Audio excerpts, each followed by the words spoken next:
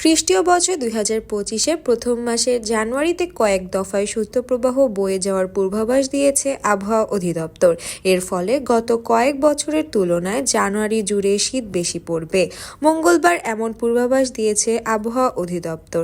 আবহাওয়াবিদ আবুল কালাম মল্লিক সংবাদ মাধ্যমকে বলেন, জানুয়ারিতে 1 থেকে 3টি মৃদু থেকে মাঝারি এবং 1 থেকে 2টি তীব্র শৈত্যপ্রবাহ থাকতে পারে। আজ থেকে সারা দেশের তাপমাত্রা কমে আসবে, তবে রংপুর, রাজশাহী, ঢাকা, খুলনা, সিলেট বিভাগে ঠান্ডার অনুভূত বাড়বে বুধবার থেকে। ধীরে ধীরে মধ্যাঞ্চল হয়ে দেশের পূর্বাঞ্চল পর্যন্ত এর বিস্তার হতে পারে।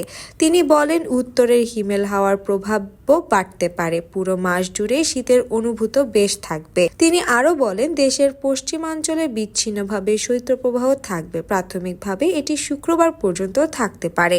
আগামী কয়েকদিন কুয়াশার পরিমাণও বেড়ে যাবে বলে জানিয়েছেন তিনি।